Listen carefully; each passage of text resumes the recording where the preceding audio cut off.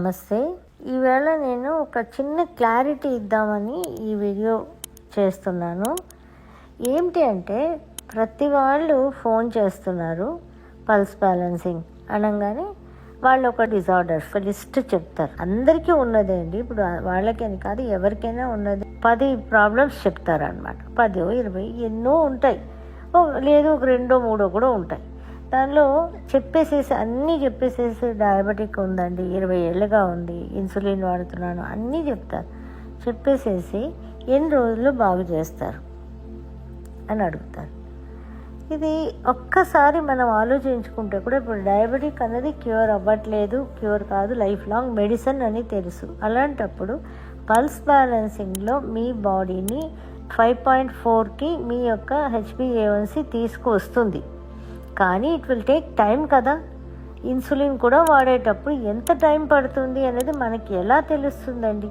మీ body యొక్క consciousness ఎలా ఉందో అది నాకు ఎలా తెలుస్తుంది? ఒక 2-3 సెషన్స్ పోయిన తర్వాత మీ బాడీ స్లోగా ఉందా ఫాస్ట్గా ఉందా అన్న విషయం నేను చెప్పగలను. యాక్చువల్ ఇంకో విషయం ఏంటంటే మన బాడీలో ప్రతిదాని డిసీజ్ అంటాము, అది కాదు. డిసీజ్ అన్నది ఏంటంటే మన viral infections, bacterial infection, fungal infection ఇలాంటివన్నీ డిసీజ్ అనమాట. ఇంకో కేటగిరీ డిజార్డర్స్ అంటాం. అంటే మనకి డయాబెటిక్, థైరాయిడ్ ఇలా ఆర్డర్లో చేయవలసిన పనులన్నీ కూడా ఆర్డర్లో చేయకుండా డిజార్డర్ అయిపోయిన వాటిని డిజార్డర్స్ అంటాం. డిసీజెస్కి క్యూర్ చాలా తొందరగా అయిపోతుంది. ఇప్పుడు ఒక టైఫాయిడ్ ఫీవర్ వచ్చింది, లేదు మలేరియా ఫీవర్ వచ్చింది, దానికి కొన్ని మెడిసిన్స్, ఇంజెక్షన్స్ అవి ఉంటాయి. ఇన్ని రోజులు వాడితే ఒక కోర్స్ వాడితే సరిపోతుంది అంతే, ఆ కోర్స్ మించి వాడక్కర్లేదు దానికి. అది డిసీజెస్. డిజార్డర్స్ ఎలా ఉంటాయి? డిజార్డర్స్ ఆర్డర్ తప్పింది, క్రమం తప్పింది. అది ఇప్పుడు ప్యాంక్రియాస్ అనుకుంటే, డయాబెటిక్ అనుకుంటే ప్యాంక్రియాస్ క్రమం తప్పింది, అది సెక్రీట్ చేయాల్సిన ఇన్సులిన్ సెక్రీట్ చేయట్లా. అలాంటప్పుడు దాన్ని దారిలో పెట్టాలి. ఇంట్లో పిల్లల్లాగే అనుకోండి, సక్రమంగా దారి తప్పిపోయాడు పిల్లోడు, సరైన దారిలో లేదు, వాడిని దారిలో పెట్టి వాడిని మళ్ళీ కరెక్ట్గా ఉంటున్నాడా లేదా మన అబ్జర్వేషన్ చాలా కాలానికి అవసరం. అది వాడంతట వాడే మెయింటైన్ చేసుకునే లెవెల్కి వచ్చినప్పుడు మన అబ్జర్వేషన్ అవసరం లేదు.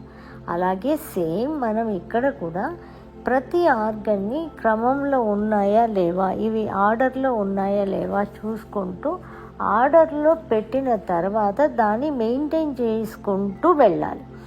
సో ఇప్పుడు మనం డయాబెటిక్ అంటే 5.4కి మన HbA1c, we concentrate on only HbA1c అండి. ఫాస్టింగ్లో షుగర్ ఎంత ఉంది, పీపీలో షుగర్ ఎంత ఉంది అవన్నీ మనకు అవసరం లేదు. ఓన్లీ ఇది మాత్రమే చూస్తాం. ఎందుకంటే అవి ఎలా అంటే మనం తినే ఫుడ్ని బట్టి ఆధారపడి ఉంటుందన్నమాట. మనం ఆ రోజు నైట్ ఏమీ తినలేదంటే మార్నింగ్ లేవగానే చాలా తక్కువ ఉంటాయి.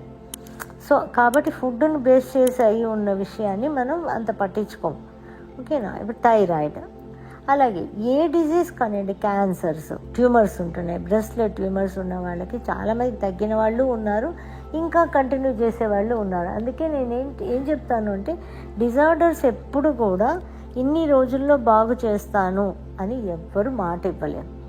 ఎందుకంటే పల్స్ బ్యాలెన్సింగ్లో నేనైతే డెఫినెట్గా అలాంటి మాటలు ఇవ్వను.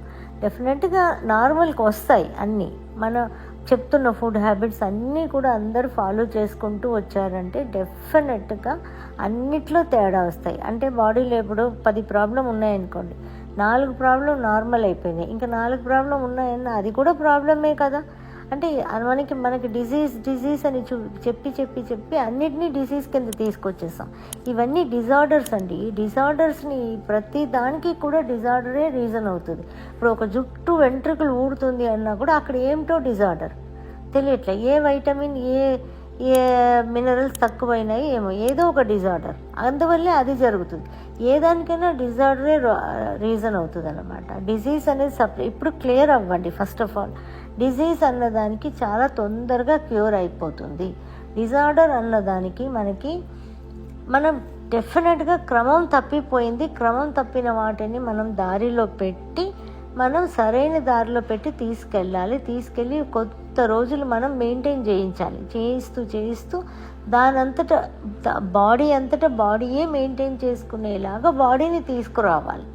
అది మనం పల్స్ బ్యాలెన్సింగ్లో చేసేది. అర్థమైందా మీకు?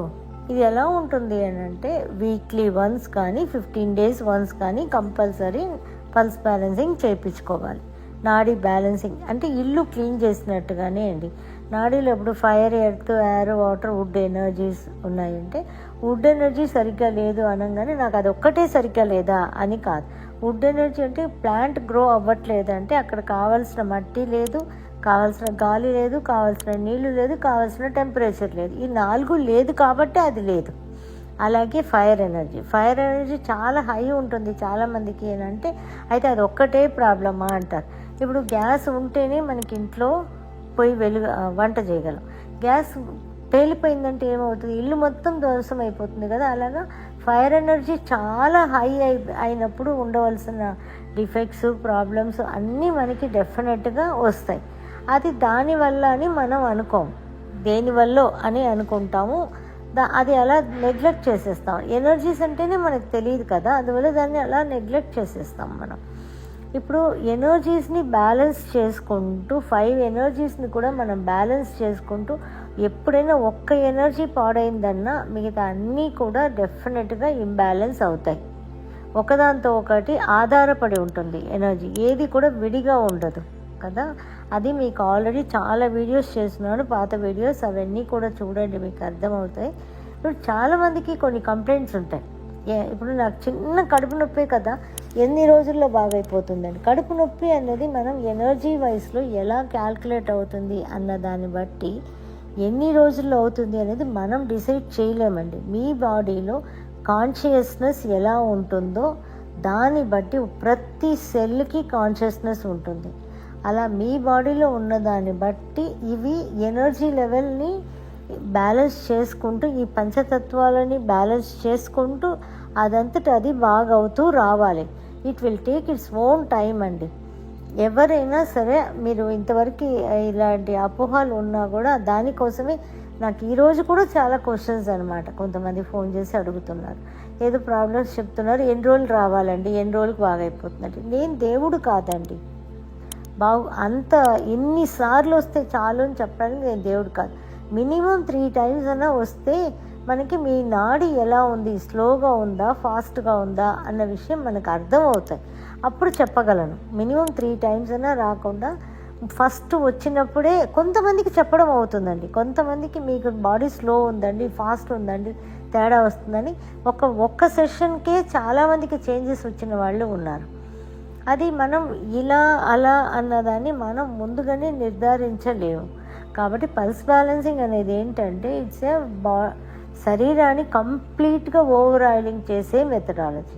ఒక్కొక్క డిసీజ్కి సపరేట్గా మనం ఇక్కడ వైద్యం చేయట్లేదు, టోటల్ బాడీని చేస్తున్నాం. ఇప్పుడు ఒక 10 ప్రాబ్లంతో వచ్చిన వాళ్ళకి 4 ప్రాబ్లం నార్మల్ అయిపోయింది, ఇంకో 6 ప్రాబ్లం ఉన్నాయంటే అది కూడా ప్రాబ్లమే కదా. కానీ ఇక్కడ అలా ఉండదు, టోటల్ బాడీ ఓవర్ ఆయిలింగ్ లాగా క్లీనప్ అవుతుంది. సో ఎనర్జీ లెవెల్ బ్యాలెన్స్ అయినప్పుడు టోటల్ బాడీలో మనకి చేంజెస్ వస్తాయి.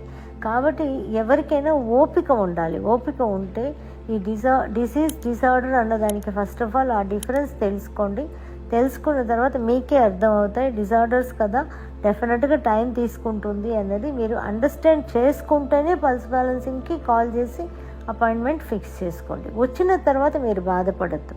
ఎందుకంటే చాలామంది నేను చూస్తున్నాను, ఒక్కసారి 2 సార్లు మించి రావట్లేదు. ఎందుకు అలాగ ఒక్కసారికి వస్తే ఏం మిరాకిల్ జరిగిపోతుంది అనుకొని వస్తున్నారో నాకు అర్థం కాలేదు. It's not a miracle own, it's a science. ఇది సైన్స్ అన్నమాట. కాబట్టి ఇది కూడా మీ బాడీలో ఎలా స్లోగానే పనిచేస్తాయి అనుకొని నెమ్మదిగా బాగు చేసుకుందాం మనం అనేసి రండి. సో వన్స్ బాగైపోయినాక మీ బాడీయే మిమ్మల్ని బాగు చేసుకుంటుంది. ఏదైనా వచ్చినా కూడా బాడీయే వచ్చిన డిజార్డర్స్ని బాగు చేసుకుంటుంది. అంతవరకు మనం బాడీ కాన్షియస్తో మనం ఇవ్వాలి, ఈ సెల్స్కి కాన్షియస్నెస్ ఇవ్వాలి. అలా అయినప్పుడు మనకి ఈజీగా మన హెల్దీ లైఫ్ని మనం స్పెండ్ చేయడం ఈజీ అవుతుంది. మనం హెల్దీ లైఫ్ మెయింటైన్ చేయాలి అనుకుంటే పల్స్ బ్యాలెన్సింగ్ చాలా చాలా చాలా చాలా చాలా హెల్ప్ఫుల్ అవుతుందండి. హెల్దీ లైఫ్కి ఇది ఎంత బాగా పనిచేస్తుందంటే నేను ఇంకా చెప్పలేను, మాటల్లో చెప్పలేను.